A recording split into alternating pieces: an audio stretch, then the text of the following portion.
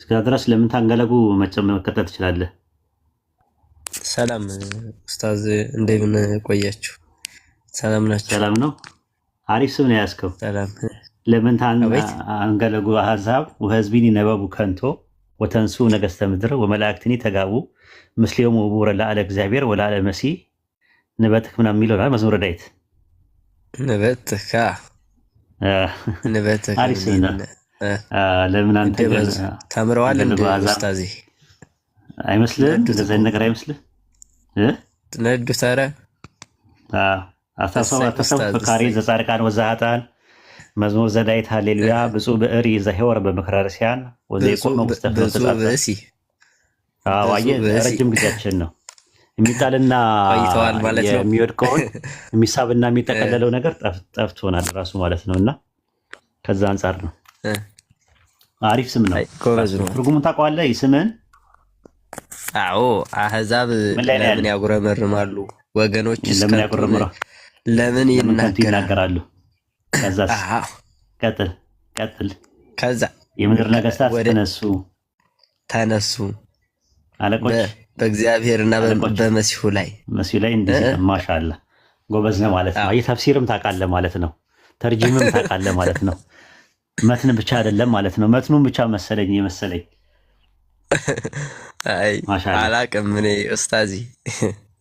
እሺ ጥያቄ ጠይቅ። ጥያቄ ካለ ጠይቅና እንትን በለው እናስተናግዳለን። ወደ ጥያቄ ለመግባባት ያክል ነው። እሺ እንደ መግቢያ አሁን ሲያነሷት በቆዩት ላይ ትንሽ ጥያቄ ላንሳ። መጀመሪያ ስለ ሻሃዳና ስለ ጸበል በተነሳው ማለት ነው። እኔ ትንሽ ጥያቄ አለችኝ እዛሽ ላይ። አንድ ሰው ሻሃዳ ከመያዙ ቀድሞ ሙስሊም ነው ማለት ይቻላል? ከዚያም ቀደምት ደግሞ እሱ ነብዩንና አላህን ያውቃል? ኡስታዚ፣ የሙስሊም ቤተሰብ ውስጥ አንድ ሰው ካለና ምንም አይነት ሌላ ነገር ወደ ክህደት ውስጥ ካልገባ፣ ወደ ሽርክ ውስጥ ካልገባ ሻሃዳ አይወጅብበትም። ላኢላሃ ኢለላህ በል ተብሎ ቃለ ምስክርነትን ቃል አይሰጥም። በዛው ነው እንትን የሚለው ማለት ነው። እንደዛ ነው ትምህርታችን ላይ ማለት እስከሚይዝ ድረስ ነው። አይ በቃ በዛው ይቀጥላል። ራሱ በ7 ዓመቱ ሰላት መስገድ ይጀምራል። በቃ እንደዛ ነው። እስከዛ ግን ማለት ነው። እስከዛ አያውቅም ማለት ነው። እስከዛ አያውቅም እኮ ራሱ አያውቅም። ራሱ በእምነት የተከተሉት ናቸው። ግን ያ ሰው ካደገ በኋላ በዛው መቀጠል አለበት። በእምነት የተከተሉ ነው የሚለው። ዝርዮቻቸውን ወደ ጀነት እናስገባለን ያለው አላህ በእምነት የተከተሉ ብሎ ነው ያስቀመጠው። አንድ ሙስሊም የሙስሊም ልጅ ስለሆነ ብቻ ጀነት አይገባም። ገብተዋል። የህፃናት ሆነው ከሆነ ለአቅመ አደምና ለአቅመ ሐዋ ካልደረሱ የሁለቱም ልጆች ጀነት ነው የሚገቡት፣ መልእክቱን ስለማያውቁ ማለት ነው። ግን ካደገ በኋላ ግን አንድ የሙስሊም ልጅ 7 ዓመት ሰላት ይማራል። ከዛ በኋላ ለአቅመ ሐዋና ለአቅመ አደም ሲደርስ በዛው ይቀጥላል ማለት ነው። ትምህርቱንም ምንም ነገር ይቀጥላል። ላኢላሃ ኢለላህ የሚለውን ሻሃዳ አይወጅብበትም በእምነታችን ውስጥ ማለት ነው። አንድ ክርስቲያን የነበረ ልጅ ከሆነ ግን ከከፈረ ማለትም እነሱ የሚሉትን ነገር ካለ የነሱ ቢተገብርና ቢያደርገው ሻሃዳ ይወጅብበታል ማለት ነው። ሻሃዳ ምንድነው በአማርኛ? ሻሃዳ ግዴታ ነው፣ ግዴታ ይደረግበታል ለሱ ማለት ነው። ያንን ነው እንትን የሚለው። ጥሩ። ግን እሱን እንደሱ ካፈታችሁት ይሄኛውንስ እንዴት በዛ መፍታት ያቅታችኋል? አንድ ክርስቲያን ሲጠመቅ ወይም ደግሞ ከመጠመቁ በፊት ክርስቲያን ወልዶት እንዴት የክርስቲያን ልጅ አይባልም? ኡስታዝ እስኪ የክርስቲያን ልጅ ይባላል እኮ አይባልም። የክርስቲያን ልጅ ስለሆነ ክርስቲያን ነው ማለት አይደለም። ለምሳሌ እናት ማህፀን ውስጥ አንተ እያለ ጽንስ ነበር አይደል? የእናትና የአባት ጽንስ ነህ አይደል አንተ? እሺ። ስለዚህ የእናትና የአባት ጽንስ ስለነበር ከአንተ ያኔ ክርስቲያን ነበርክ? እናት ማህፀን ውስጥ እያለ እናቴ ክርስቲያኑን አስከወለደችኝ።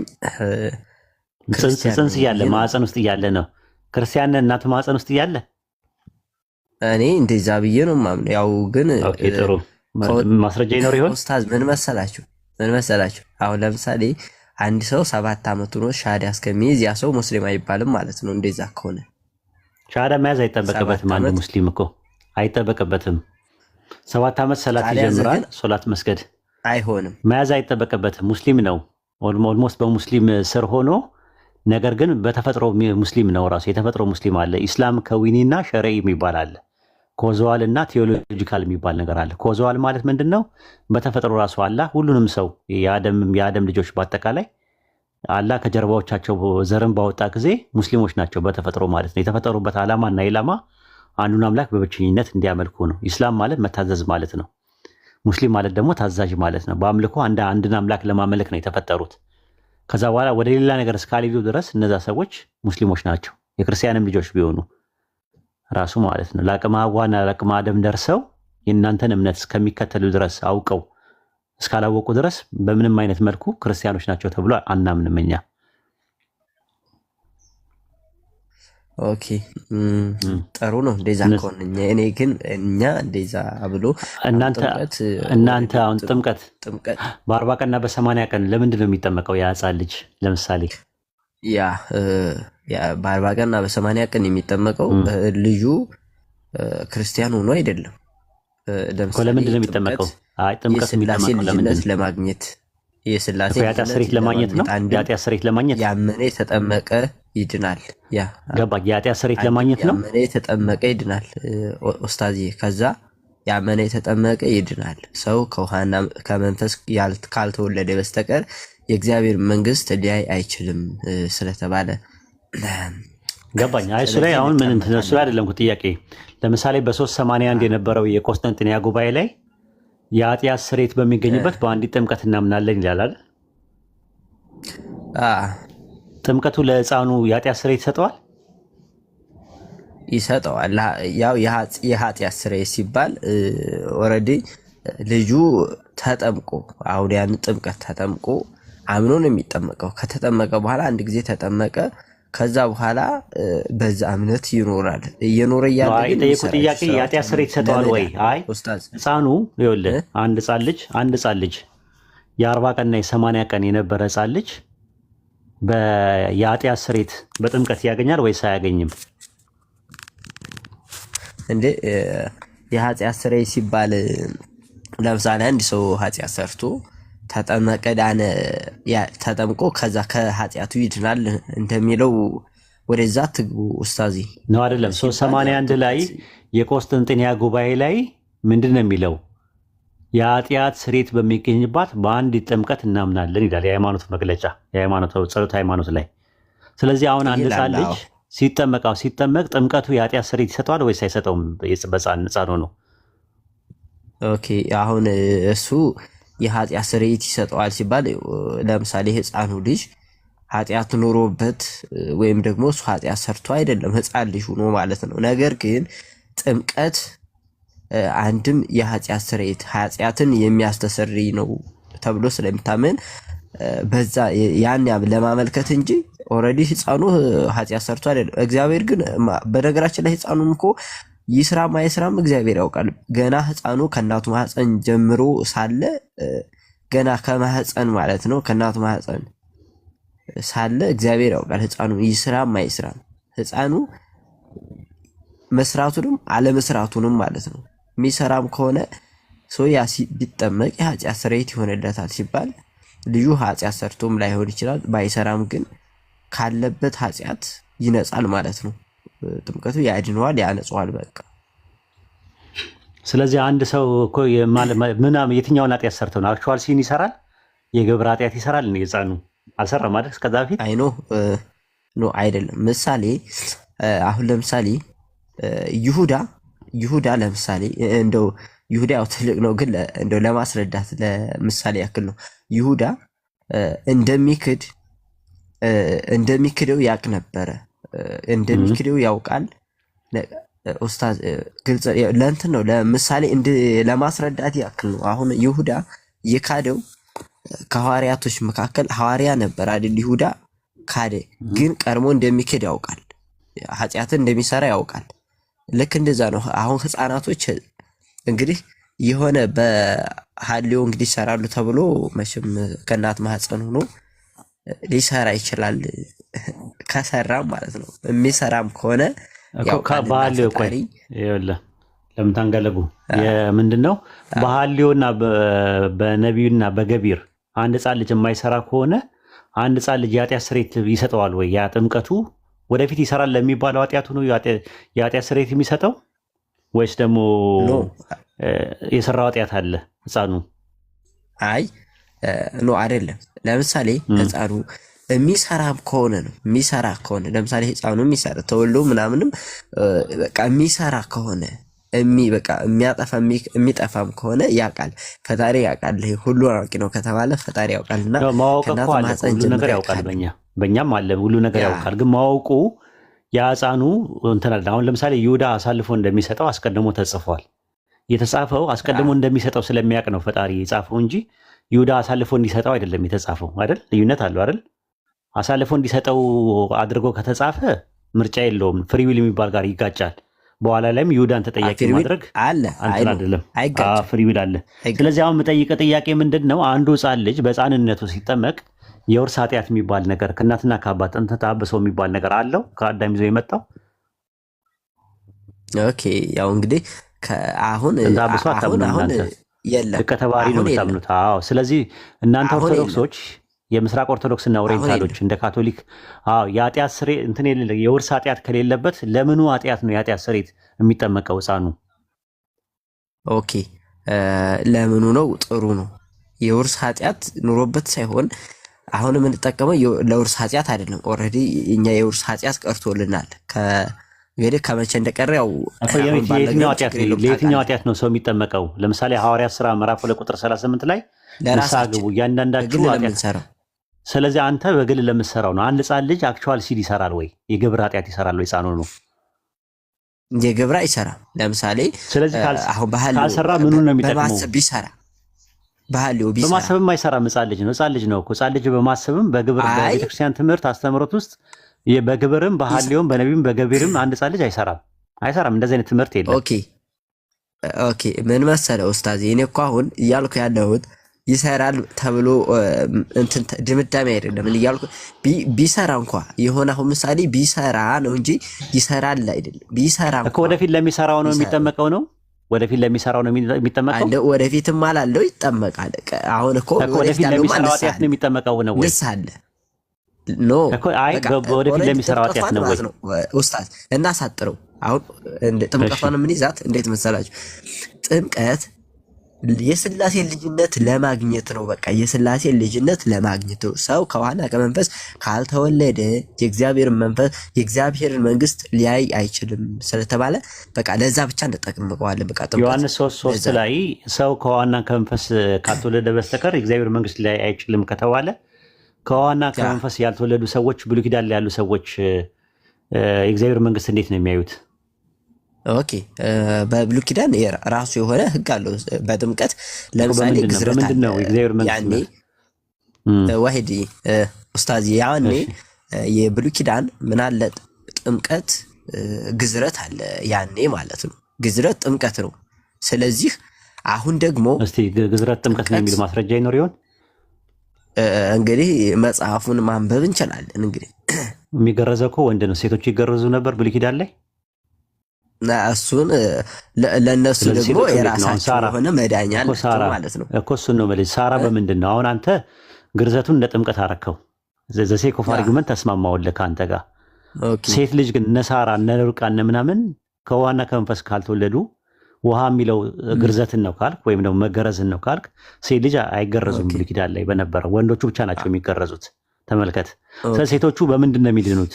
ለምሳሌ እነ ርብቃ እነ ሳራ እነ ዲቦራ ችግር የለውም። እሺ ችግር የለውም። እሱ ከሆነ እንደ አጠቃላይ ለብሉይ ኪዳን ላለው አንድ መልስ መልሰው ኡስታዝ፣ እንደዚህ እንደ ወንዶች ግዝረት የምን መዳኛ ባይኖርም ኦልሬዲ ከብሉይ ኪዳን ላይ የነበሩት ያው ግዝረትን ፈጸሙ ምንም ፈጸሙ ያው አልዳኑም። ስላልዳኑ ግን የዳኑት መቼ ነው? ክርስቶስ በስጋ መጥቶ እሱ ሙቶ ተሰቅሎ ከዛ በኋላ ነው ኦልሬዲ ያኔ ጥያቄው ዮሐንስ እኮ ከዋና ከመንፈስ ካልተወለደ በስተቀር ማንም የእግዚአብሔር መንግስት አይችልም ይላል። ስለዚህ እና አብርሃምና ሚስቱ ሳራ ያ መቼን ኡስታዝ እንረዳዳ የመጣው ይሄ ነው አሁን ነው አይደለ? ከውሃና ከመንፈስ ወይም ደግሞ ብሉይ ኪዳን ያሉ ሰዎች የእግዚአብሔር መንግስት የሚያዩት በምንድን ነው ጥያቄው እኮ በምንድን ነው ሊያዩ የሚችሉት? ኦኬ ራሱ አሳያቸው ራሱ በቃ አገኙ ራሳቸው አገኙ በቃ መንግስተ ሰማያትን አግኝተዋል። ያ ከዋና ከመንፈስ ሳይወለዱ ማለት ነው። ከዋና ከመንፈስ ሳይወለዱ በእርሱ ስለዚህ ዮሐንስ ወንጌል 3:3 ላይ ሰው ከዋና ከመንፈስ ካልተወለደ በስተቀር የሚለው ጥቅስ አይሰራም ማለት ነው ለነሱ። ኖ አይሰራም ሳይሆን እሱ አሁን አሁን እሱ መቼ ነው ይሄ የመጣው? አሁን ጥምቀትን አሁን ምሳሌ ጥምቀት የመጣው በአዲስ ኪዳን ነው። ኖርማሊ የምንጠመቀው ወይም ደግሞ የውሃ ጥምቀት የመጣው አሁን ነው። በኦሪት የነበረው በኦሪት ሕግ በብሉይ ኪዳን የነበረው ሌላ ህግ ነው ማለት ነው። እዛ ጋር አይገናኝም እና እኮ አይገናኝም። እሺ ጥሩ ምንም ችግር የለውም። አንድ ሰው እናቱ ማህፀን ውስጥ እያለ ኃጢአት መስራት ይችላል? እናቱ ማህፀን ውስጥ ሆኖ እዛ ሆኖ መስራት አይችልም። ግን ቢሰራም እንኳ መስራት አይችልም እዛ ሆኖ። ነገር ግን የሚሰራው ምሳሌ ከእናቱ ማህፀን አውቃለሁ ሲባል ለምሳሌ ምን እስከ መጨረሻው ያውቀዋል። መጥፎ ሚስራ ጥሩ ሚስራ ያውቀዋል፣ ይታወቃል ማለት ነው እንጂ ማለት ያክል እሱን አይደለም ጥያቄ። አንድ ሰው እናቱ ማህፀን ውስጥ እያለ ኃጢአት ይሰራል ወይስ አይሰራም? እሱን እኛ እናቅም፣ እግዚአብሔር ነው የሚያውቀው። ሊሰራም ይችላል ላይሰራም ይችላል። እሱ የእግዚአብሔር ስራ ነው። እኛ መዝሙረ ዳዊት ምዕራፍ 58 ቁጥር 3 ላይ ኃጢአተኛ ከማህፀን ጀምሮ ተለዩ ይላል። ከሆድም ፍሬ ከሆድም ጀምሮ ሳቱ ሐሰትንም ተናገሩ ይላል። እነማን ናቸው ኃጢአተኞች? እናታቸው ማህፀን ውስጥ እያሉ ሐሰትን ተናግረዋል። ምን ብለው ነው ሐሰት የተናገሩት? ኡስታዝ እኔም ያልኩት ያለሁት ይሄን ነው። አሁን ምሳሌ ተለዩ ሲል ወይም ደግሞ ኃጢአትን ሰሩ ሲባል እስከ መጨረሻው ከእናታቸው ማህፀን ሆነው ከዛ ሞተው ከዛ በኋላ በዓለም ላይ ልክ ነብስ አውቀውም ይሰራሉ፣ ኃጢአት ይሰራሉ ያውቃል ማለት ያልኩ ለዛ ነው ኡስታዝ። ማን እንደዛ ብሎ ይፈሰረው? ማን እንደዛ ብሎ ይተረጎማል? መዝሙረ ዳዊት ምዕራፍ 58 ቁጥር 3 ላይ ያለውን ኃጢአተኛ ከማህፀን ጀምረው ተለዩ ከማህፀንም ጀምረው ሳቱ። ማህፀን ላይ ሆኖ ነው መሳት የጀመሩት ያኔ ነው ይላል። ስለዚህ ያኔ ነው የሚለውን ነገር አንተ የፈታበት ካደጉ በኋላ ስለሚሆነው ነገር ነው የሚናገረው ነው። ኦኬ አይ ነው እንደዛ ያልኩት እኮ ከእናት ማህፀን ጀምረው ተለዩ ይላል አይደል? ከእናት ማህፀን ጀምረው ተለዩ። ከዛ ጀምረው ተለዩ ሲባል በቃ እስከ መጨረሻቸው ያውቃል። ከመጀመሪያቸው እስከ መጨረሻቸው ያውቃል ከተባለ እንደሚሰሩ ያውቃል። በቃ ተለዩ ሲባል እንደሚሰሩ ያውቃልና ማለትና እነሱ ተለዩ ማለት ይለያያል ራሱ ማለት ነው። ራሳቸውን ተለዩ። ከሆድ ጀምረው ሳቱ ነው የሚለው። ሳቱ ራሳቸው ናቸው ሳቱ ከሆድ ጀምረው። እዛ ሆድ ውስጥ ማህፀን ውስጥ እያሉ እንዴት ነው ሊሳሳቱ የሚችሉት? ማንም የሚያሳስታቸው ማህፀን ውስጥ እንዴት ነው ማንም የሚያሳስታቸው? ማለት ከሳቱ እነሱ የሚስቱ መሆናቸው ይታወቃል እኮ። ከሆድም ጀምሮ ሳቱ ለምን ይባላል? ማለት እነሱ ባልፈለጉት ነገር እናታቸው ማህፀን ውስጥ ያለው ኔቸር ነው ወይስ ነርቸር ነው የሚሰራው? ያኔ የትኛው ነው የሚሰራው? ለአንድ ህፃን ልጅ ነው የትኛው ነው? ምንድን ነው የሚሰራው? ኔቸር ነው እዛ ውስጥ የሚሰራው ወይስ ነርቸር ነው የሚሰራው? አይደለም። እሱ ነው እኮ የምልህ። ኔቸር ነው። እኛ በእኛ በኢስላም አንድ ሰው እናቱ ማህፀን ውስጥ እያለ ኔቸር ነው፣ በኔቸር ነው የመጣው። አሁን እኮ እያለ ያለው ነርቸር ፍሪ ዊል ነው። ኦፕሽናል የሆኑ ነገሮች ያስፈልጋል። ራይት ኤንድ ሮንግ የሚባለው ነገር ተነግሮት ምን ካለ በኋላ ኃጢአት የሚባለው የሚቆጠረው እንደ ነው። አሁን እኮ እኔ መጀመሪያም እኮ ያልኩት ነበረ እዛ ሆነው ሰርተውት ሳይሆን፣ ነገር ግን እዛ ሆነው የሚሰሩት ኃጢአት አሁን ምን አለ ግን ወጥተው ይሰሩታል። ኃጢአቱን ይሰሩት ከእናታቸው ማህፀን ጀምረው ተለዩ ሲል ይሰራሉ። በቃ ይለያሉ። ከሱ እንደሚለዩና ኃጢአት እንደሚሰሩ ይታወቃል። በቃ ይታወቃል ሳይሆን ይታወቃል አይደለም የሚለው እዚህ ጋር አባት ይታወቃል። በቃ አሁን እሱን እንደሚታወቅ ችግር የለውም አይልም። እንደዛ አይልም። ይታወቃሉ አይደለም የሚለው ሰዓቱ ነው የሚለው ተለዩ ነው የሚለው። ምን አድርገው ነው? ምክንያቱም እናት ማህፀን ውስጥ ኔቸር እንጂ ነርቸር የለም። ራሱ ኔቸር የሚባለው ነገር ምንድን ነው? በተፈጥሮ ባህሪ ውስጥ ከአንተ ጋር የነበረ ነው ያለው። ነርቸር ደግሞ የሚባለው ነገር ፍሪዊል ተሰጥቶ ያ ፍሪዊልህ ተሰጥቶ ፈንክሽን ማድረግ ሲጀምር ማለት ነው። ለምሳሌ የሴት ፕራይቬት ፓርት እና የወንድ ፕራይቬት ፓርት የተራክበው የሚያደርጉበት መቼ ነው ኦርጋኑ የሚፈጠረው? እናት ማህፀን ውስጥ እያለ ነው ወይስ ከወጣ በኋላ ነው የሚፈጠረው? እንዴ እሱ እንዴት እናት ማህፀን ውስጥ አይደል የሚፈጠረው? ይሰራል? የሚፈጠረው የት እያለ ነው? ግን ፈንክሽን የሚያደርገው ደግሞ ለአቅመ ሐዋና ለአቅመ አደም ደርሰው ተጋብተው ምናምን ነው አይደለ? ፈንክሽን ማድረግ የሚጀምረው ልክ እንደዛ ማለት ፍሪዊልም እንደዛ ነው። ፍሪዊልም ከእናታችን ማህፀን ስንፈጠር ጀምሮ አብሮን አለ። ፍሪዊላችን ግን ፈንክሽን ማድረግ የሚጀምረው መቼ ነው? መልእክቱ ደርሶን ይሄ ነገር ሐራም ነው፣ ይሄ ነገር ሐላል ነው፣ ይሄ ነገር ሙባህ ነው፣ ይሄ ነገር ሙስተሃብ ነው፣ ይሄ ነገር መክሩ ነው ተብሎ ተነግሮን ከዛ በኋላ ነው። ሱረቱል አህዛብ ምዕራፍ 33 ቁጥር 5 እና 6 ላይ እንደዛ ነው ቁርአን የሚናገረው። ልባችሁ እያወቀ በሰራችሁት ነገር ኃጢአት ይሆንባችኋል፣ ልባችሁ ሳያግን በሚሰራው ነገር ኃጢአት አይሆንባችሁም አሉ። ረሱል ሰለላሁ ዐለይሂ ወሰለም ደግሞ በሐዲስ ላይ ደግሞ ከሶስት ሰዎች ብዕር ተነስታለች አሉ። አንደኛ ለአቅመ ሐዋና ለአቅመ አደም ያልደረሰ ሕፃን፣ ሁለተኛ እብድ፣ ሶስተኛ ነገር ደግሞ በእንቅልፍ ልብ የሚሰራ መጥፎ ስራ። አንድ ሰው በእንቅልፍ ልቡ አንድ ከሴት ልጅ ጋር ተራክቦ ሲያደርግ ጃኩሌት ቢያደርግ ተጻቦ ቢያይ ምን አይልም? ሐራም ተብሎ ዝሙት ተብሎ አይቆጠርበትም በኢስላም። በእናንተ እንዴት ነው ይቆጠራል? ተጻቦ ሲያይ አይ እንደዛ ህፃን ልጅ በነገራችን ላይ ነው ለአቅመ አደም የደረሰ አይባልም። እንደዛ የሚል የለም። ህፃን ለአቅመ አዳም በቃ እስቲል እስከ 7 ዓመት ድረስ እኮ ትልቅ ሰው ተጻቦ ማየት የጀመረ ተጻቦ ታውቃለህ? ተጻቦ አማርኛ ቆንጆ አማርኛ ነው የተጠቀምከ። ተጻቦ ማለት ጃኩሌሽን ማለት ነው። ጃኩሌት ማድረግ የጀመረበት ጊዜ እሱማ ማገናዘብ ይችላል እኮ። ትልቅ ሰው በእንቅልፍ ልቡ ጃኩሌት ቢያደርግ በእንቅልፍ ልቡ ተራክቦ ቢያደርግ ከሴት ጋር ሐራም ሆኖ ዝሙት ተብሎ ይቆጠራል በእናንተ? እንዴት ይቆጠራል? ይሄ አይቆጠርም እንጂ ኡስታዚ አይቆጠርም። ጥሩ እሺ፣ መጣው ሙካሚል ቀጥል ወይ ጀማል ቀጥሉ። አንድ ደቂቃ ስጡኝ። እሺ ሌላ ማነው? ጀማል ሰላም ነው? እሺ እንዴት ነህ? ሰላም ነው? ለምን ደህና ነኝ። እንዴት ነህ? ሰላም ነው? አለን ሙኬ አለ ኡስታዝ ሙኬ። ኦኬ ሰላም አለይኩም ወራህመቱላህ። ወአለይኩም ሰላም ወራህመቱላህ። እንዴት ነህ? ደቂ ነው ወይ? አለን አልሐምዱሊላህ። ሻለ ቀጥሎ እስኪ ከተመቸ እዚህ ላይ ግን ኡስታዝ ሲመጡ ካቆምክበት ትቀንሳለህና ማለት ትጀምራለህ። እሺ ግን ኦርቶዶክስ ከሆንክ ከእንትን ላይ አምድ ሃይማኖት የሚባል አለ። እዛ ላይ ህፃናት ሳይጠመቁ በልጅነታቸው ከሞቱ ይፈረድባቸዋል፣ መንግስት ሰማይ አይገቡም የሚል ነገር አንብቤ ነበረ። ታውቀዋለህ?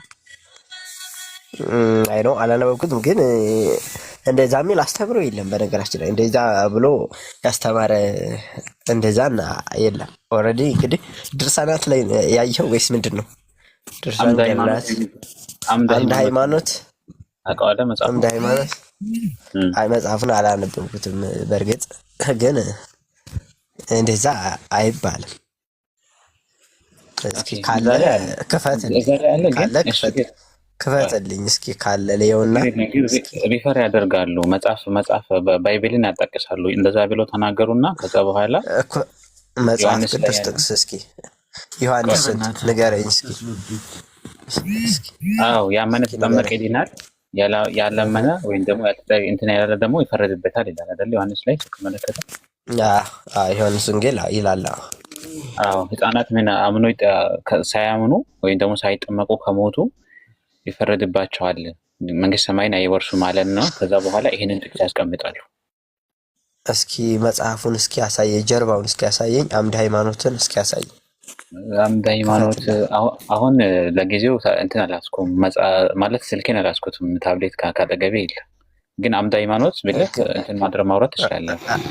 አምድ ሃይማኖት በማጣቀሻ ዮሐንስ ወንጌልን ህፃናት ካልተጠመቁ መንግስተ ሰማያትን አይወርሱም የሚል የለም። እስኪ ወረዴ ካለ ግን ታሳየኛል። ሌላ ጊዜም ቢሆን መጣና እንደዛ የሚል የለም፣ ግን ካለ ታሳየኛለህ።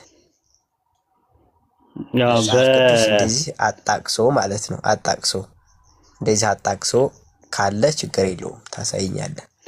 በካቶሊክ ጨቅላ ህጻናት ከሞቱ በኋላ በገነትና በእሳት መካከል ሊምቦ የሚባል ቦታ አለ። እዛ ነው የሚኖሩት ነው ብሎ የሚያስተምሩት። ታውቃለህ? አይ እኛ ካቶሊክ ቲምቦ እኛ እንትን አይደለም ካቶሊክ አንገናኝም። እንትን ነው አንድ በአንዳንድ ምሁራን ዘንድ ደግሞ የአማኝ ጨቅላ ህጻናት ወደ ገነት የካሃዲ ጨቅላ ህጻናት ደግሞ ወደ እሳት ይገባሉ ይላሉ። አሁን ለምሳሌ እንደ አባ መቃሪዎስ፣ አምብሮስ ዘሚለን፣ ኦሪገን፣ አውግስቲኒዮስ የመሳሰሉት ጨቅላ ህጻናት ካልተጠመቁ ድረስ አይድኑም ገሃነም ይገባሉ ይላሉ። ምን ትላለህ? ማስረጃ ልስጥህ? ለምሳሌ አውግስቲን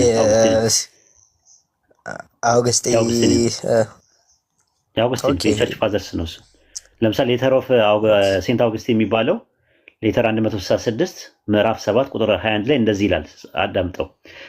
እንደዚሁ ከዚች ህይወት የሚወጡ ሚስጥራትን ሳይካፈሉ በክርስቶስ ሕያዋን ይሆናሉ የሚሉ ሁሉ ከሐዋርያት መግለጫ ጋር ይቃረናልና እንዲሁም ኩላዊት ቤተክርስቲያን ጋር ያወግዛል።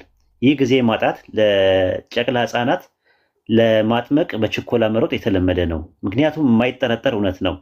አለበዚያ ግን በክርስቶስ ውስጥ ሊኖሩ እንደማይችሉ ይታመናል። አሁን ግን በክርስቶስ ሕያዋን ያልሆኑ በኩነኔ ስር መኖር አለበት። ሐዋርያትም ስለዚህ ነው በአንዱ በደል ፍርድ ለሰው ሁሉ ኩነኔ መጣ ተብሏልና። ጨቅላ ህፃናት የተወለዱት በዚህ በደል ጥፋተኛ እንደሆኑ በመላው ቤተክርስቲያን ታምናለች ብሎ ነው ያስቀመጠው አውግስቲን። ስለዚህ አንድ ሰው መጠመቅ አለበት። ህፃናቶች ቶሎ ብለው ካልተጠመቁ በ40 ቀንና በ80 ቀን ነው። 40 ቀንና 80 ቀን የሚባለው በኢትዮጵያ ኦርቶዶክስ ቤተክርስቲያን ውስጥ ነው ያለው ራሱ ማለት ነው። ግን ካልተጠመቁ ኢቭን የአማኞች ልጆች ራሱ ገሃነም ይገባሉ የሚለው አሉ። አንዳንዶቹ ደግሞ አይ የአማኞቹ ሳይሆኑ የካህዲያኖቹ ይገባሉ የሚለው አሉ። አሁን ለምሳሌ እንደ አባ መርቃርስ አማካኝነት እንደነ የሚለን ራሱ ማን ነው የእንትኑ ማለት ነው አይ ቲንክ አምብሮስ ዘሚላን የሚባለው አምብሮስ የሚባለው እንደዛ ነው የሚያምነው። ኦኬ እንግዲህ አንዳንዶች ሊፈቱትም ይችላሉ። ያው እንግዲህ መጽሐፉን እስከ አላየሁትም ይሄን እንደዚህ የሚለውን ኦልሬዲ ከቻልክ እንደውም ይሄንን በውስጥ ላክልኝ የትኛውን የሚለው ማለት ነው። ስክሪንሾት አድርገህ የኦሪገንን ካለ እንትን ይልክልሃል፣ ሙከሚል ይልክልሃል። እኔ ለሙከሚል ልክለታለሁ። ፎሎ አድርገውና ለእሱ ልክለታለሁ። ፎሎ አድርገዋለሁ። ሙከሚል በውስጥ ጻፍልኝ ሜሴንጀር ላይ አሁኑ መላክ እችላለሁ።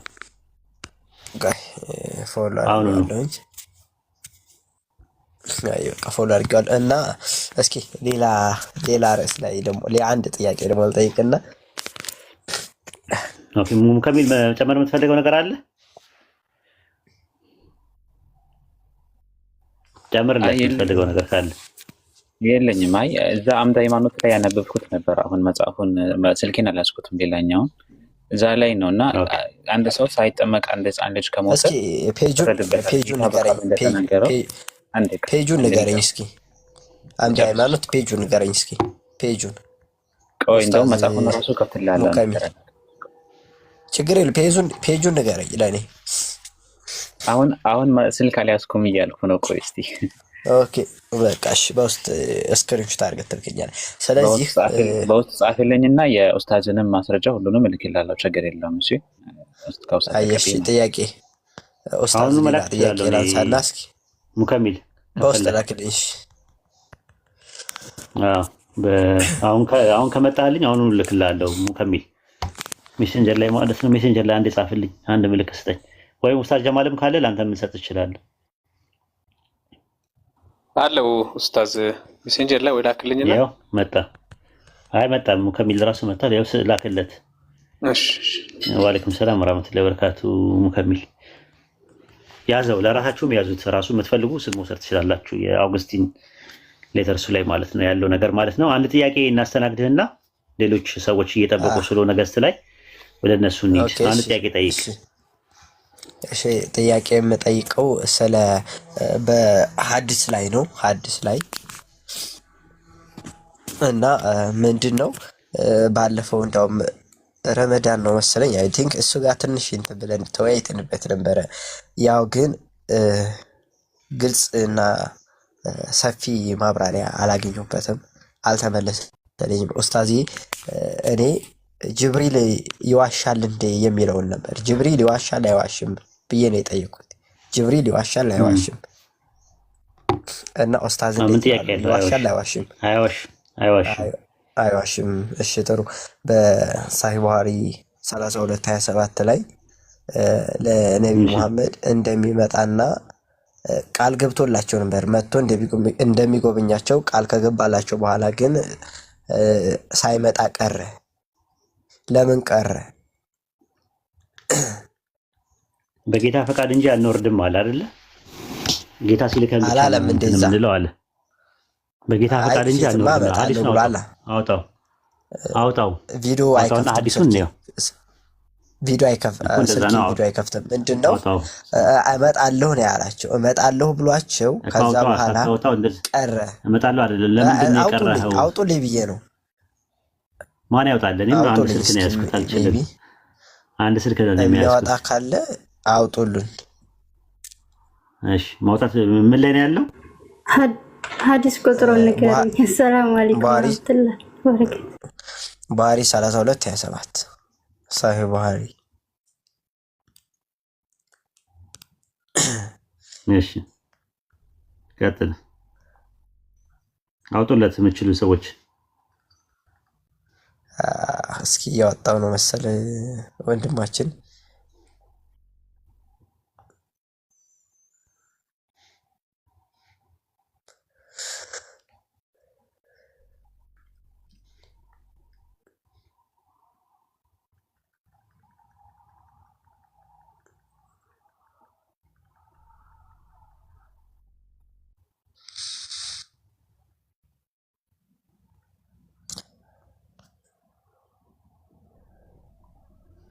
ኦኬ ረመዳን እያወጣ ነው ያለው።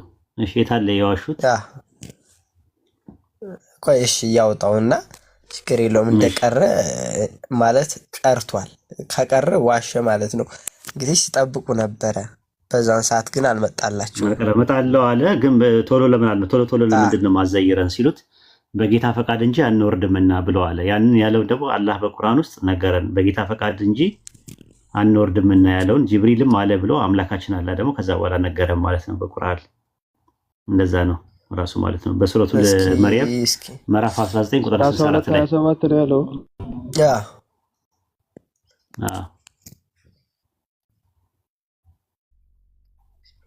እሱ ጋር ነው when Jibril promised to the prophet that the word visits him but Jibril did not እስኪ ትንሽ እንትን በለው አይለይም።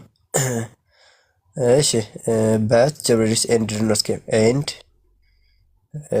እስኪ ትንሽ ወደኋላ later on he said is we angels do not enter a house which contains a pictures or a dog ምን አለ?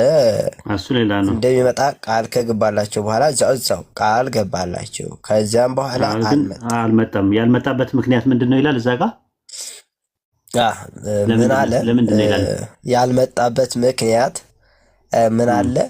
ስዕልና እስኪ ውሻ። ስዕልና ውሻ ስላለ ነው እኮ ታዲያ። ስለዚህ አልዋሸማ። ውሻ ግን እኔ እመጣለሁ አልኩህ። ይኸውልህ እመጣለሁ ብዬ አልኩህና ትራንስፖርት ወይ እግሬን አመመኘው የሆነ ነገር እንትን አለኝ። አንተ ጋር እመጣለሁ ብዬ ነግሬ እግሬ ተሰበረና በሰዓቱ አልመጣሁም። ለምሳሌ ኤግዛምፕል ነው የምነግርህ። አልመጣሁም። ከዛ በኋላ እመጣለሁ ብለኝ እኮ አልመጣህም ብዬ ብልህ ምን ልመልስልህ እችላለሁ? እኔ እግሬ ተሰበረና አላህ ይጠብቀኝና እግሬ ተሰበረና ወለም አለኝና እሱ አዘገየኝ ብዬ አልኩ። ከዛ ካልኩ በኋላ እንደዛ ካልኩ በኋላ ዋሻው ነው የሚባለው?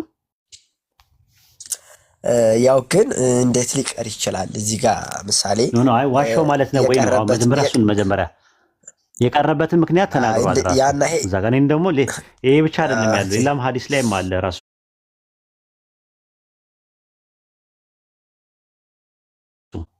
ኖርማሊ። ይሄ ብቻ አይደለም ራሱ ሌላም ጥቅስ አለ።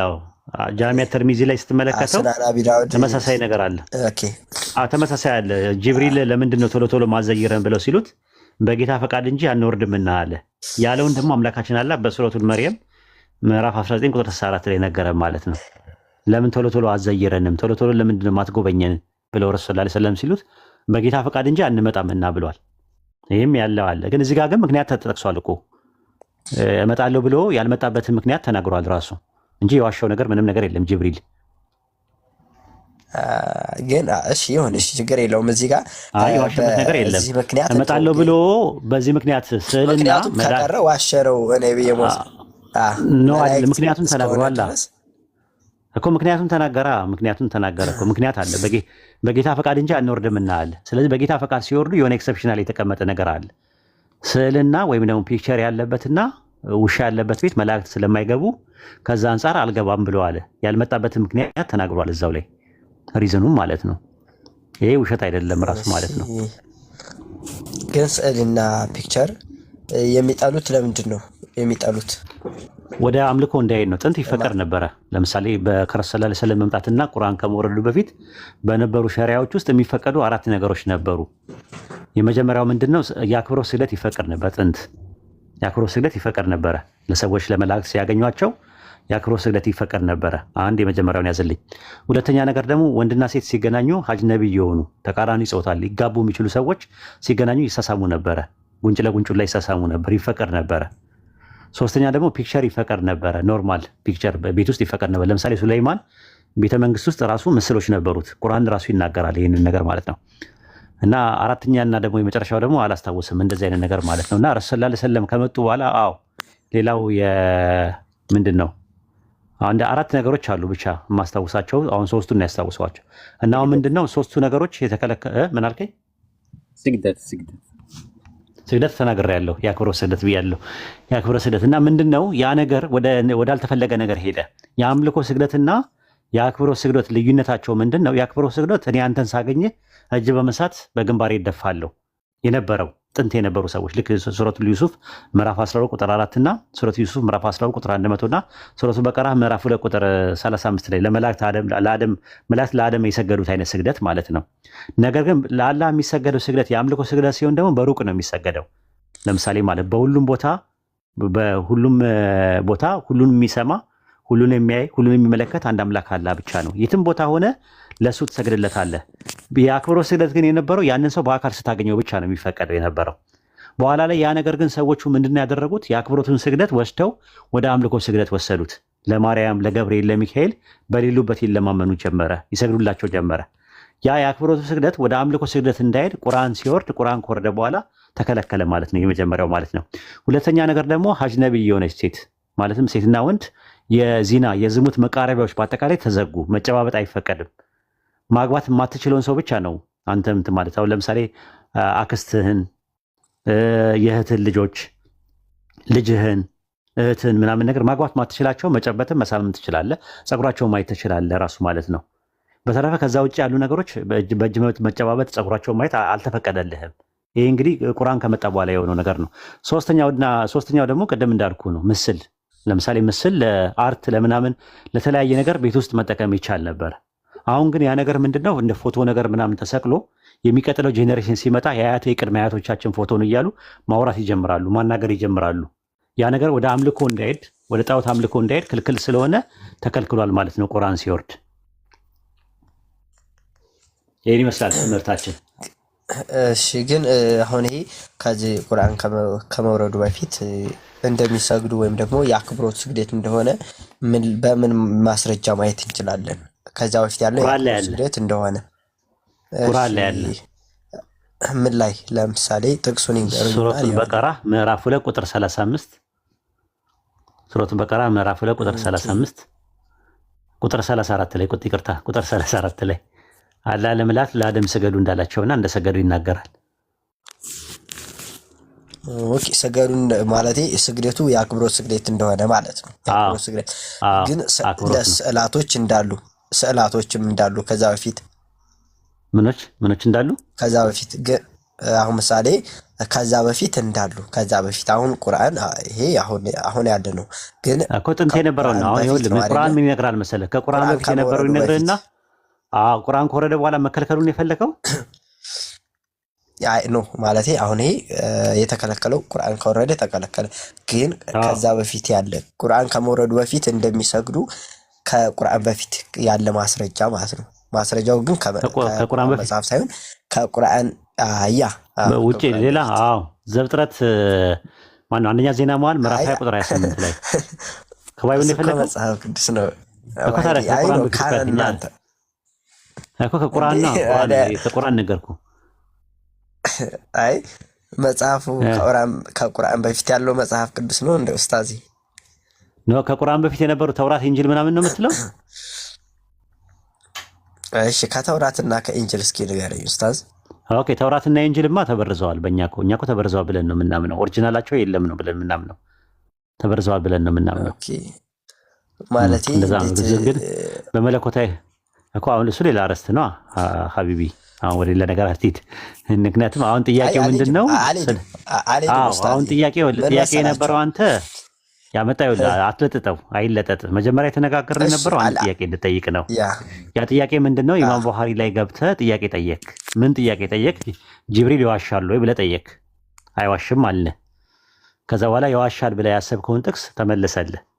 ከዛ በኋላ ወዲያው ደግሞ ምን ብላልክ? ስለ ስዕል ጠየቅ። እንደው እንግዳችን ጥሩ ጸባይ ያለ ብለን ደግሞ ስለ ስዕል ደግሞ መለስንልህ። በስርዓት ከዛ ደግሞ አሁን ደግሞ ስለ ስግደት ሄድክ። ስለ ስግደት ሄድክ ደግሞ አሁን ስለ ስግደት ደግሞ ስንሄድ ደግሞ ስለ ተውራት ሄድን። ዝም ብሎ አባሮች ጨዋታ እንዳይሆን አንድ ጥያቄ ጠይቀሃል። ይበቃሃል። ይሄ ግን ቢመለስልኝ ጥሩ ነው ኡስታዚ። ምክንያቱም ይበቃል። ብዙ እንዴ አቆየህን ከስግደት ሌላ ሰው እድሉን ስጥ። ሌላ ሰው ይበቃል። ያልተመለሰልኝም ግን ኡስታዚ ምኑ ነው አልተመለሰው? ጥያቄ ጠየቀው። አንድ ጥያቄ ነው የጠየቀው። ምክንያቱም ጅብሪል ይዋሻል ያልኩት መልስ አግኝተሃል አይደል? መልስ አግኝተሃል ማለት እኮ ስትመልሱልኝ ስለ በፊቱ የሚያወራ ከሆነ በፊት ደግሞ ስግደትና ስዕላት እንዳሉ እንትን አትበል ማለት አታንዛዛው። ከይቅርታ ጋር አታንዛዛ። እኛ የሚያንዛዛ ሰው አንፈልግም። አንድ ጥያቄ ጠይቅ ተባልክ። አንድ ጥያቄ ጠየቅ። አንዱ ጥያቄ ሲመለስልህ ወደ አንዱ ትሄዳለህ። አባሮች ጨዋታ ነው የሚሆነው። ያ ደግሞ የሌሎችን የመጠየቂያ ጊዜያቸውን እየተሻማባቸው ነው ያለው። ስለዚህ አንድ ጥያቄ ጠይቃል። ጥያቄ ተመልሶልሃል። መረጃዎች ሲኖር እመጣለሁኝ። ለዛሬ መረጃ ማስረጃው ከሌለ ችግር የለውም። ምኑን ነው መረጃ የሰጠህ? አሁን እኮ አንድ ጥያቄ አይደለም እኮ የጠየቀው፣ 3-4 ጥያቄ ነው በአንድ የምጠይቀው። እንደው ማለት እንደው ጸባይ ደርባባ ስለሆነ ነኝ። ዝም ብለህ ነው እያያዝክ ራሱ ሰንሰለት እያደረግህ እኮ ዙሪያ ጥምጥማችን እንሄድ። ከአንተ እኮ ደርባባ ስለሆንክ ነው፣ ገራገር ስለሆንክ ነው እንጂ ቀበኛና ቃተኛ ሞገደኛ ብትሆን ኖሮ እስካሁንም አትቆይም ነበረ። እና ይበቃል ለዛሬ ለዛሬ ይበቃል። እኔ ያልኩት ካሉሽ መረጃ በቃ ሌላ ጊዜ ሲኖር እመጣለሁኝ። ለዛሬ አመሰግናለሁኝ። ግን የትች መረጃ እንዲታመጡልኝ ኡስታዚ። ምኑን የፈለከው? እስቲ አንድ ስፔሲፋይ አድርገህ አንድ ጥያቄ ጠይቅ እስቲ። እንደው ማለት እንዳልተመለሰልህ ስለምኑ? አረ ኖ ችግር የለውም። እዚሁ ላይ ምን መሰላችሁ ከስግደትና ከስዕላት አያይዞ አንድ ማስረጃ የምፈልገው በፊት እንዳለ አለ ብላችሁኛል። ከቁርአን እኮ ነው። በፊት ቁርአን አምላካችን አለ እንዲቀር ከሆነ አይዋ አምላካችን አለ ነገረን። ምን ላይ ነው? አታዳምጥም እኮ እኮ ቁርአን ነገረን። ጥንት የነበሩ ሰዎች ይሰግዱ ነበር፣ የአክብሮ ስግደት እንደሚሰግዱ ነበረ ቁርአን ነገረን። ከምንድን ነው የፈለከው እኮ? ከዛ መጽሐፍ ይሰግዱ እንደነበረ ከየትኛው መጽሐፍ የተጻፈው ቁርአን የተናገረው ከየትኛው መጽሐፍ ነው? ከየትኛው መጽሐፍ አይደለም። አምላካችን አላህ ነው የሚነግረን። አላህ ጥንት ይሰግዱ ነበረ ብሎ እየነገረን ያለው አላህ ነው በቁርአን ላይ እኮ። እነማን እንደሚሰግዱ በምን እናውቃለን? አሁን ለምሳሌ የት እንደሚሰግዱ አላህ ነው አይነገረን፣ ፈጣሪ ነው። አሁን ለምሳሌ ዘፍጥረት አንዳንድ በመጀመሪያ ሰማይና ምድር ፈጠረ እያለ የሚያወራው ማን ነው? መጽሐፍ ቅዱስ እኮ። ማን ነው የሚያወራው እዛ ላይ? በመጀመሪያ እግዚአብሔር ሰማይና ምድርን ፈጠረ እያለ የሚያወራው ማን ነው? እሱንማ እግዚአብሔር መጀመሪያ ሰማይና ምድርን ፈጠረ፣ እግዚአብሔር ነው የፈጠረው። ማን ነው እያለ ያወራው? እየተናገረ ያለው ማን ነው? አይ ሙሴ ስለመሆኑ በምን እናውቃለን? በምንድን ነው የምናውቀው? ኦኬ እሱ ራሱ እንደጻፈው ራሱን የጻፈው ብለን እናምናለን። አንድም ራሱን የጻፈው እኮ እምነት ነው። ዝም ብለህ እኮ እምነት ነው እንጂ ማስረጃ ሙሴ እንደጻፈው ማስረጃ ኦሪት ዘዳግም መጨረሻው ምዕራፍ ላይ ምን ይላል? ሙሴ እስከመሞቱ ድረስ ያን መጽሐፍ ጽፎ ሊጨርስ ሲል ሞተ። ከዛ በፊት ጽፎታል። ከዛ በፊት ሌላውን ጽፎታል ያልከው ዘፍጥረት አንዳንድ ላይ በመጀመሪያ ቆይ፣ ጥያቄ አይደለም የጠየኩት ጥያቄ። ዘፍጥረት መጽሐፍ የሚባለው ስንት መጽሐፍቶች ናቸው ያሉት? 5 መጽሐፎች አሉ። ዘፍጥረት፣ ዘጸአት፣ ዘሌዋውያን፣ ዘኍልቍና ዘዳግም። የመጀመሪያ ኦሪት ዘፍጥረት የሚባለው መጽሐፍ ሙሴ ስለመጻፉ ማስረጃ አለ ወይ? እንደ ራሱን የጻፈው እኔ ጻፍኩት እያለ ራሱ ማስረጃ አለ ወይ እኮ ነው። የት አለ? ዘፍጥረትን የጻፉት ሙሴ እኔ ነኝ ይላል። ጥቅስ ስጠኝ፣ አውጣው ጥቅስ አውጣ። በጣም ነው የሚለው ኡስታዝ አንተ። ቆይ ግን የቱ ጋር አሁን መልሱን መመለስ አይደለም። እሱ ነው እኮ የምልህ እኮ አላህ ነው እየነገረን ያለ አይደለም። ስጠኛው ሙሴ ነው ብለኛል። ስጠኛውን እዛ ላይ ነኝ ያለሁት እስቲ ካርጌ። ኧረ ኡስታዝ መልስ እንዴት ነው? መልስ ከመጽሐፍ ስጠኝ እየጠየኩህ እኮ ነው ያለሁት። ስጠኝና እስቲ የቱ ጋር ነው እንደዛ ያለው? ሙሴ ዘፍጥረትን የጻፈው ሙሴ ነው የሚል የቱ ጋር ነው ያነበብከው? አይ ለምሳሌ ችግር የለውም እኔ እሰጣችኋለሁ። ስጠኛ የት አለ? እሰጣችኋለሁ ሳይሆን ስጠን። አሁን መጀመሪያ ግን ይሄን በመልሱልኝ ኡስታዚ። እሰጣለሁ። ይህንን አሁን የተናገርክበትን ማስረጃ ስጠኝ። ኤግዛምፕል ነው የሰጠው እኔ አሁን እኮ ስጠኝ። አንድ እሺ መጨረሻው ምዕራፍ ላይ ክፈቱልኝ። እንግዲህ ግድ ካላችሁ እሰጣችኋለሁ። ምን ላይ? ኦሪት ዘዳግም። እሺ ምዕራፍ ስንት? እኔ አውጥቼ ምዕራፍ 18 እስኪ ስልክ ቆይ እኔ የምላውጣ እንዳልሳሳት። እሺ አንድ ጊዜ ስልክን ሰጠኝ። ቆይ እኔ ላውጣና ልንገራችሁ። እስከዛ የእናንተን መልስ መልሱ። ስጠን መልስልሃለሁ። እኔ በጣም ቀላል ነው የጠየኩት። ላውጣ ነው። ቆይ ችግር የለውም። እኔ ደስታ ቆይ እኔ ማርክ ስላደረኩት በእንትን እኔ ላውጣ። እሺ እስከዛ ግን ይመልሱልኝ። እስከዛ ችግር የለውም። መጀመሪያ አውጣ። በጣም ጓጉተናል። አብሽር እኔ እሰጣችኋለሁ ግን ለማለት ዝም ብለህ ለምን አሰጥም? ኧረ ዝም በል እስቲ። አፍን ይበላል። በዛፍ እየከፈኩኝ ነው። ቆይ እኮ ዝም ብለህ እስቲ ክፈት እስቲ። አንዳንዴ ዝም ብለህ ነው የምታወራው እኮ።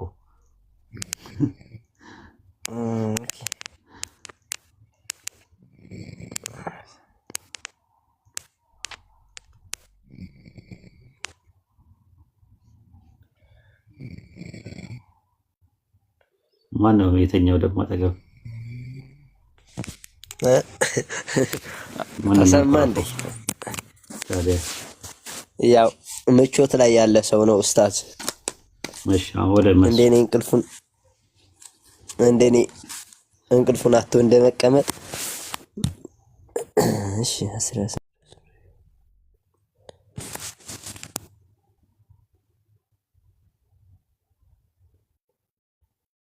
እስኪ ምናልባት ዘዳግም 30 እስኪ ዘዳግም 30 እስኪ ምዕራፍ 30 ቁጥር ስንት?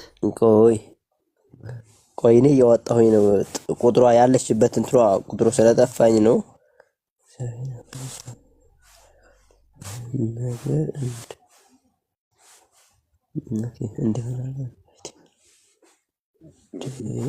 ሆን ብሎ ጊዜ የገደለን ነው። ሀሳቡን ብቻ ይንገርና ጥቅሱን እኛ እናወጣዋለን እኮ ችግር የለውም።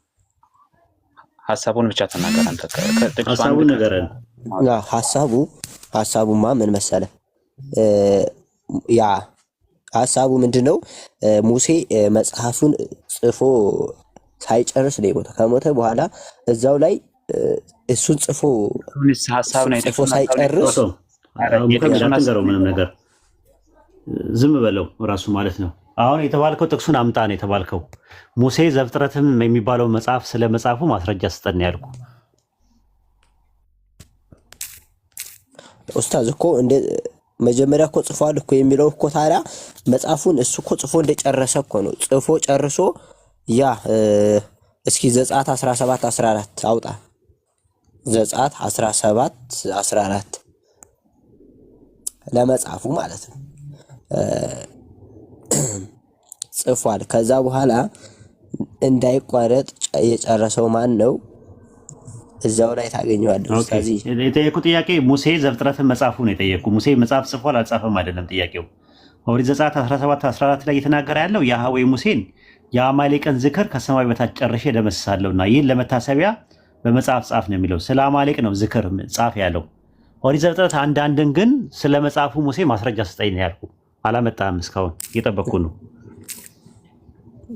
እንግዲህ ጻፈ የሚለው ይሄንንም ያካትታል። ከጻፈ ጻፈ የተባለው ጻፈ የሚል ነገር አላለም። ኦሪትን እንደ ጻፈ እንደ ኡስታዝ ዘፍጥረትን የጻፈው ሙሴ ስለመሆኑ ማስረጃ ስጠኝ ያልኩ።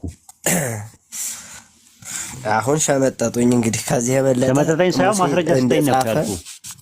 ኖ ሙሴ ይህንን የሚለው ኦሪት ዘጸአት 17 14 ላይ የአማሌቅን ዝክር ከሰማይ በታች ጨርሼ ደመስሳለሁ፣ ይህን ለመታሰቢያ በመጽሐፍ ጻፈው። ይህን የትኛውን?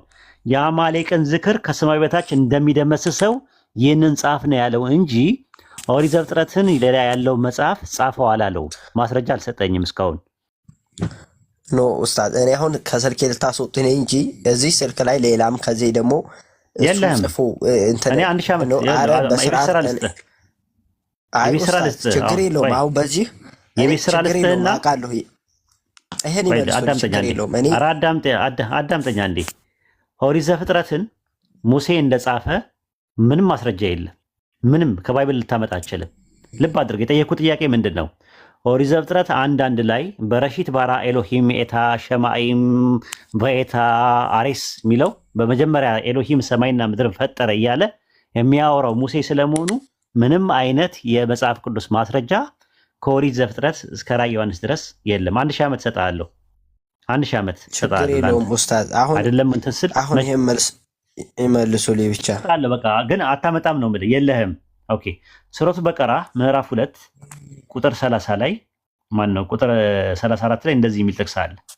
ሱረቱ በቀራ ምዕራፍ 2 ቁጥር 34 ለመላእክት ለአደም ስገዱ ባለን ጊዜ አስታውስ፣ ሁሉም ወዲያው ሰገዱ ይላል። ባለን ጊዜ አስታውስ ይላል። ማን ነው ባዩ? ማን ነው ባዩ? እንደገና ኡስታዚ አለ። ሱረቱ በቀራ ምዕራፍ 2 ቁጥር 34 ላይ ለመላእክት ለአደም ስገዱ ባለን ጊዜ አስታውስ፣ ሁሉም ወዲያው ሰገዱ፣ ኢብሊስ ብቻ ሲቀር እምቢ አለ፣ ኮራም ከካህዲዎችም ሆነ ይላል። ለመላእክት ለአደም ስገዱ አልን ብሎ የሚናገረው ለረሱል ሰለላሁ ዐለይሂ ወሰለም ማን ነው? አይ እሱ አይደለም መልሱ ኡስታዝ። ኖ ጥያቄ እኮ ነው ማለት። ይህንን የሚለው ማን ነው? ከቁርአን እኮ አይደለም እኔ የፈለኩት። እኔ ከቁርአን ሳይሆን ከቁርአን በፊት ከነበረ መጽሐፍ ነው ማስረጃ የምፈልገው። ምክንያቱም ከዛ በፊት ያለው የሉማ፣ ሌሎቹ ተበርዘዋል። ሌሎቹ መጽሐፍቶቹ ተበርዘዋል። ኧረ ኡስታዝ ያንን እሺ ጣሏቸው እንዳትጠቀሙባቸው ተብሏል። ተበርዘዋል እኮ ቢበረዙም ግን ተጠቀሙባቸው ይላል። በተውራትና ከኢንጂልና ተውራትን ትታችሁ ተጠቀሙ። ቆይ እስቲ የቱ ጋር ነው? እነሱ ለዛሚለው ተጠቀሙ። ቆይ አንዴ ተረጋጋ። ተረጋጋ። ማነ ተረጋጋ። ተጠቀሙባቸው፣ ተውራትና ኢንጂልን ተጠቀሙባቸው የሚለው የቱ ጋር ነው ያለው? አምጣ። እነሱን ካልያዛችሁ በምንም ላይ የቆማችሁ አይደላችሁም ይላል። ኖ አይልም። እነሱን ካልያዛችሁ እንደዚህ ይላል። አይልም። እሺ ቆይ አስወጣኝ። ስልኬን እንትን አድርጌ ልውረድ። ቆይ ከዛ አውጣ። እየዋሸ ነው ያለው። እንደዛ አይልንም። እኛ እንደዛ አይልንም። አይልም እኮ ተጠቀሙበት አይልም። ኡስታዝ በስርዓት ነው የሚለው። አውጣው። እሺ አውጣው። እሺ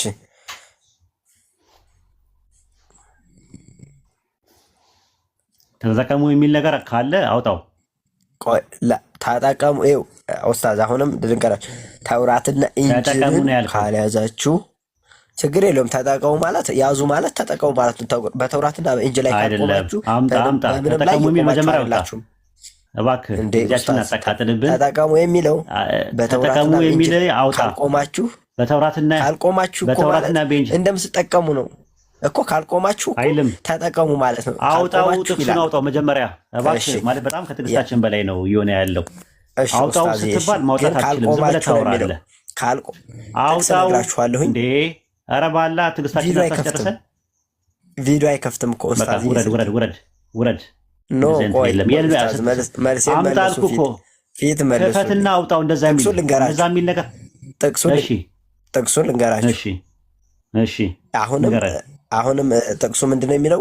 በተውራትና በኢንጂል ተውራትና ኢንጂልን ካልያዛችሁ በእነሱ ካልተደገፋችሁ በምንም ላይ የቆማችሁ አይደላችሁም ነው የሚለው። ልባሉ አይልም። እንደዛ አይደለም የሚለው። እንደዛ አይደለም የሚለው። እንደዛ አይደለም የሚለው።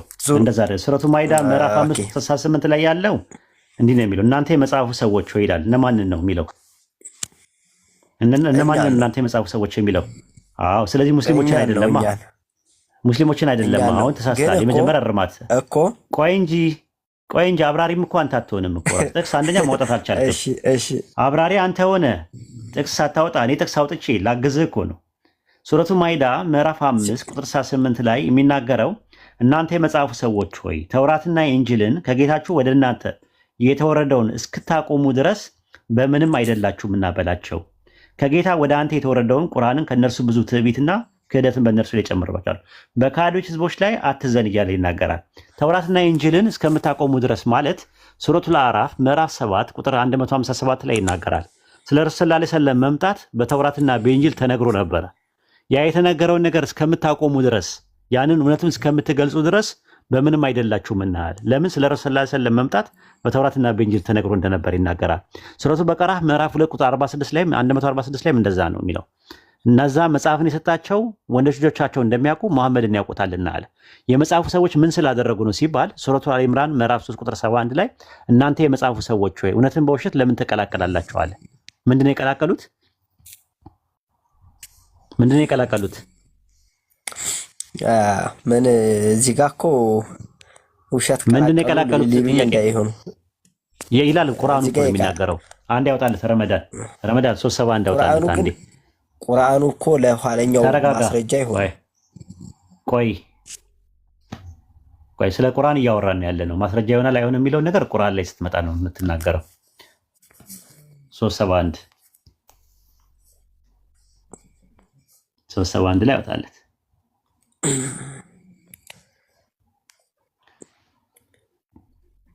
ታያል። ምዕራፍ 3 ቁጥር 7 እናንተ የመጽሐፉ ሰዎች ሆይ እውነትን በውሸት ለምን ትቀላቀላላችሁ? እውነትን እያወቃችሁ ለምን ትደብቃላችሁ? ይላል። ምንድነው የቀላቀሉት? ምንድነው የደበቁት? እውነትን በምንድነው የቀላቀሉት?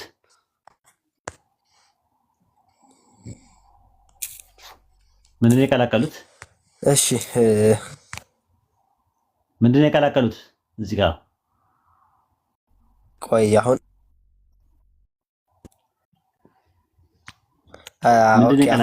ምን መሰላችሁ ኡስታዚ፣ መልስ ልስጣችሁና አሁን ቀላቀሉ የሚሉት ምንም ችግር የለውም። እሱ አሁን ቀላቀሉ ምንም አሉትም ቢል እሱ ምንድነው የቀላቀሉት? እውነትን በውሸት ነው የጠየቀውን ጥያቄ መልስ። ምንድነው የቀላቀሉት? ቆይ ምንድነው የቀላቀሉት? እውነትን በውሸት ለምን ትቀላቀላላችኋል? ለምንድን ነው የምትቀላቀሉት አለ። የመጽሐፉ ሰዎች ሆይ እውነትን እያወቃችሁ ለምንድን ነው የምትደብቁት አለ። የደበቁት እውነት ምንድን ነው? የደበቁት እውነት ምንድን ነው? ምንም አልደበቁ። ደብቀዋል። የደበቁት እውነት ይናገራል። ኦኬ ሱረቱ በቀራ ምዕራፍ 2 ቁጥር 146 ላይ ያውጣለት። ምን እንደደበቁ ይነግርሃል። እሺ አንድ ጊዜ መልስ ልስጥህና ማለት ነው ኡስታዚ። ቆይ አንተ ቁርአንን አታብራራም። ቆይ እዚህ ጋር ጨርስ። እዚህ ጋር ምን ደብቀዋል ብለሃል? እኔ ችግር የለውም። ደህና ነበርክ እኮ እስካሁን ድረስ። ተረጋግተህ ማውራታችን ምን ደበቁ አልክ አይደለ? ይቀጥሉ። እሺ 146 ላይ ምን ይላል? እነዛ መጽሐፍን የተሰጡት ወንዶች ልጆቻቸው እንደሚያውቁ ይላል። 146 ነው።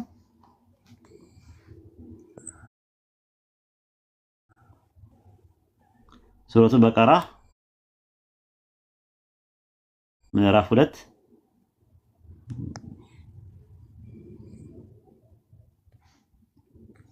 146 ላይ ይታያል። እዚህ ጋር እነዚያ መጽሐፍን የሰጠናቸው የመጽሐፉ ሰዎች ወንዶች ልጆቻቸውን እንደሚያውቁ ሙሐመድን ያውቁታልና ከእነርሱ የተለየ ክፍል ሆነው እነርሱን የሚያውቁት ሲሆኑ እውነትም በእርግጥ ይደብቃሉ አለ። ስለማን የደበቁት? ስለማን የደበቁት የሚለው ስለማን የደበቁት? ኦኬ እሱ ጋር ማስረጃ ለዚህ አይሆንም ኡስታዚ። አሁን ማስረጃ ስለማን የደበቁት እኮ ነው የምልህ። ቆይ አንድ ጊዜ ማለት ነው። ስለማን የደበቁት? አይ ማስረጃ ልስጣችሁ። ቆይ ቆይ ምንድን ነው የደበቁት አልከኝ? ምንድን ነው የደበቁት ይላል ቁርአኑ ሱረቱ በቀራ ምዕራፍ 2 ቁጥር 146 አይለይም እኮ የምታነቡት አንብቡት እንጂ አይለየኝም። ግን እኔ አንድ ጊዜ ማስረጃ ልስጣችሁና አይለየኝም አለ ላነብልህ እችላለሁ። አይነ ችግር ካለበት አላቀ ያንብቡት እስኪ አውጣለት። ይኸው እነዚያ መጽሐፍን የሰጠናቸው ማለትም ክርስቲያንና አይሁዶች ወንዶች ልጆቻቸውን እንደሚያውቁ ሙሐመድን ያውቁታልና ከእነርሱ የተለየ ክፍሎች ሲሆኑ እያወቁ እውነትን በእርግጥ ይደብቃሉ አለ። ይህን ስለ ረሱል ሰለላሁ ዐለይሂ ወሰለም መምጣት የተነገረውን ነገር ይደብቃሉ አለ። እውነትን ለምን ትደብቃላችሁ? እውነትን በሐሰት ለምን ትቀላቀላላችሁ አለ። ስለ ረሱል ሰለላሁ ዐለይሂ ወሰለም መምጣት ደግሞ በተውራትና በኢንጂል ተነግሮ እንደነበረ ደግሞ ሱረቱል አዕራፍ ምዕራፍ 7 ቁጥር 157 ላይ ይናገራል። አውጣለት ኡስታዝ። አሁን እኮ ፖይንት እያሰፉ ነው ያሉት። አሁን አጭር መልስ ልስጦትና አጭር መልስ ልስጦት። አንድ ጊዜ ተውራትና ኢንጂል ተበርዘዋል። ተውራትና ኢንጂል የሚባሉ ተበርዘዋል። ቁርአን እንደሚናገረው ከሆነ እውነትን በውሸት ለምን ትቀላቅላላችኋል? ቀላቅለውታል፣ ተበርዘዋል እኮ። ግን ከተቀላቀሉም አልተቀላቀሉም ቅሪታቸው የት ነው ኡስታዝ? ቅሪታቸውማ የመጽሐፉ ሰዎች እጅ ነው ያለው። ቅሪታቸው የመጽሐፉ ሰዎች እጅ ነው ያለው። ቅሪቱማ የተበረዘው እኮ ተበረዘ ማለት እኮ አንድ ነገር ምን መሰለህ፣ ወተት አለ አይደለ? ከዛ አንተ ቡና ብትጨምርበት ምን ይሆናል? ግን እኮ እንደ በጣም ነው የሚቀር። አይ ዝም ብለህ ነው በቃ። ለማንኛውም እስኪ በቃ ውረድ በቃ ይበቃል።